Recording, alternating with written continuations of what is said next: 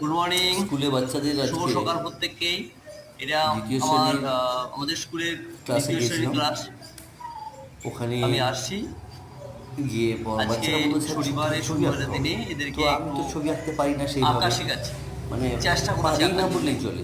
হয়তো তো সেভাবে আমি ভালো হয়নি, চেষ্টা করলাম, কিন্তু তাতেই এরা খুশি। কিছু আর এই যে হেল্প উৎসাহতে নিয়ে আমি চেষ্টা অনেকটাই করলাম, প্রাউড ফিল এগুলো করছি। আঁকলাম এবং বললাম যে ছবিগুলো দেখো এগুলো আর এদিকে এঁকেছি, কৌশলটা শিখেছি যে তোমরা চেষ্টা করো। প্রতিটি ছবির আর শব্দ দিয়ে প্রতিটি বাক্য রচনা ছবির করো, যে অর্থাৎ শব্দ, সেই এক শব্দ একটা দিয়ে এক ছবি একটা বাক্য রচনা করো।